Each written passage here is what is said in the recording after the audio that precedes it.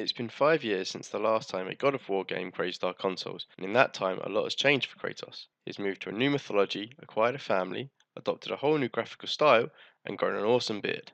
If you've never played a God of War game before, this is a good place to join the franchise. Kratos, having killed off the entire Greek pantheon, has moved north to the Norse pantheon looking for the quiet life. The game starts just after the death of his wife. It's this event that sets Kratos and his son Atreus, more commonly known as Boy, on a journey to scatter her ashes. The graphics are the first thing you will notice with this game. They are amazing. In previous God of War games, the camera sat at a fixed point normally high above the action. For this game, the camera has moved to just over Kratos' right shoulder, where it stays, never cutting away. There aren't even any loading screens. This is an extremely impressive technical feat. There were only 2 points where this failed, and a small loading symbol appeared in the corner of the screen, and this was only for a few seconds each time. This new camera angle provides a more intimate viewpoint for both the action and the cutscenes. During the fighting, you are right in the thick of the action. This really adds to the feel of the game. The fine detail in the graphics are outstanding. Even in the middle of the action sequences, you can really see them. Things such as bits of bark breaking off trees mid-fight and viscera flying from your enemies. It's not just in the action, however, that the attention to detail is impressive. The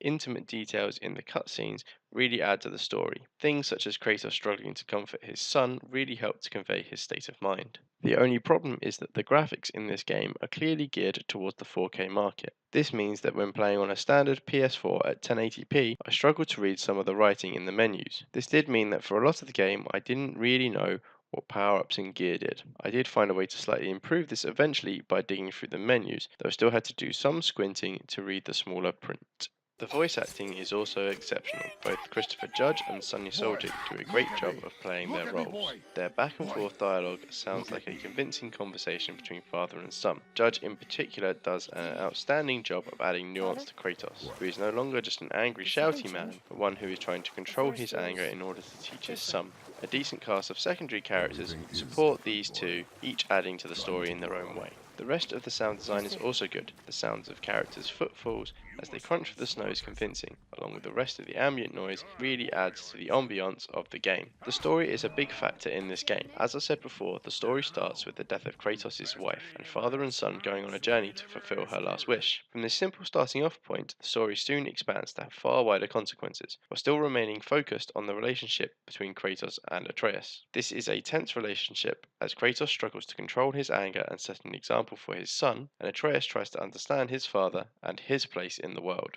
The story had me engaged from the get go, and the developments had me intrigued until the end. Once you reach the end of the story, the payoff is well worth the journey. Sony Santa Monica Studios have done a wonderful job, and I really hope they make a sequel. The gameplay has changed from previous games. It's moved from a traditional linear hack and slash style to a more open world action RPG style. Instead of having all the moves to your weapon unlocked from the off, you now have to unlock moves and abilities with experience points. These points are plentiful and gained through both combat and completing side quests. By the end of the game, I had almost all the skills and abilities unlocked for both Kratos and Atreus, with plenty of experience to spare. Weapons and gear are upgraded with money and resources, both equally as plentiful as experience. Speaking of weapons, Kratos has made another change. He has abandoned his signature blades of chaos in favor of an axe. Known as the Leviathan axe, the weapon has a more Norse feel to it and is a versatile tool. In addition to being a very efficient weapon, the axe can be used to solve puzzles in the game. Combat in this game is fun.